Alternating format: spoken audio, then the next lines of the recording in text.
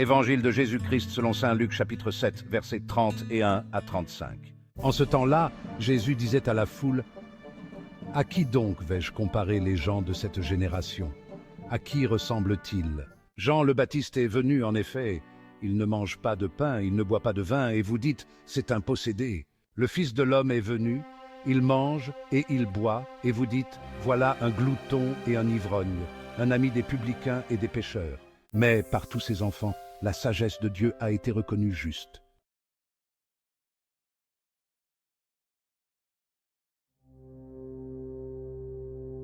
L'Église trouve sa plus vraie expression lorsqu'elle incarne la miséricorde.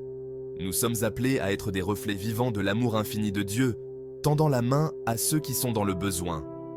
Ce n'est pas qu'une simple suggestion, c'est le cœur de notre foi. Nous sommes les vases d'un amour sans limite, un amour qui cherche celui qui est perdu et accueille celui qui est fatigué.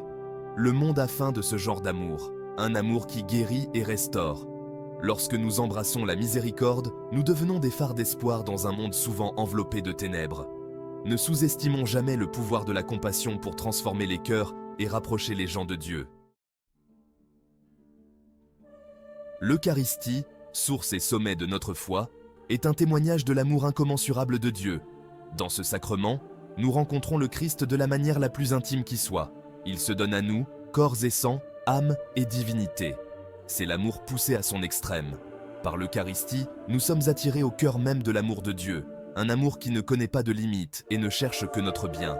Ce n'est pas un amour que nous méritons ou que nous gagnons, c'est un don gratuit, répandu sur nous sans mesure.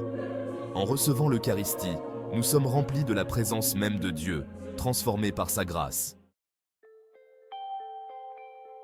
Au cœur de l'Eucharistie se trouve le profond mystère de la présence de Dieu. Dans ce sacrement, le temps et l'éternité se rencontrent. Nous sommes transportés à la dernière scène, où Jésus a partagé ce repas avec ses disciples. Mais nous sommes aussi attirés vers le banquet céleste, où nous festoierons avec lui pour toujours. Ce n'est pas simplement un repas symbolique, c'est une rencontre réelle avec le Dieu vivant.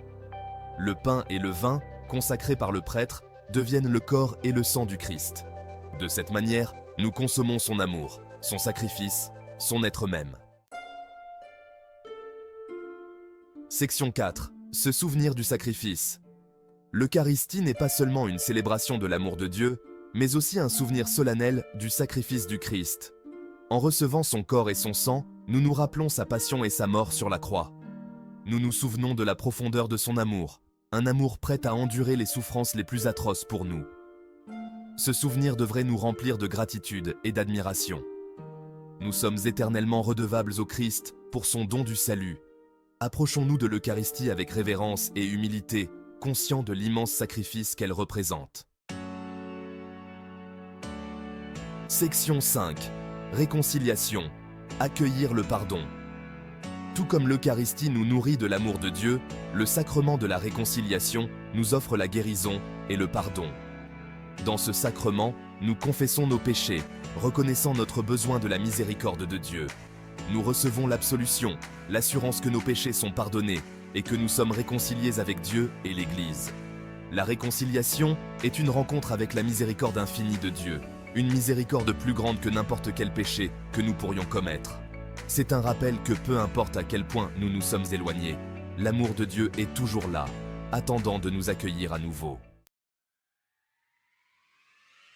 Section 6. Transformé par la miséricorde. L'Eucharistie et la réconciliation ne sont pas de simples rituels que nous accomplissons. Ce sont des sacrements qui ont le pouvoir de nous transformer de l'intérieur.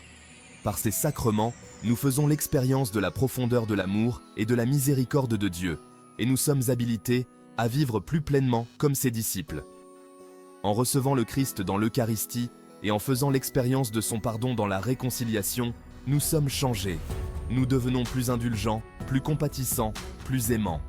Nous sommes habilités à être des instruments de la miséricorde de Dieu dans le monde, partageant son amour avec tous ceux que nous rencontrons.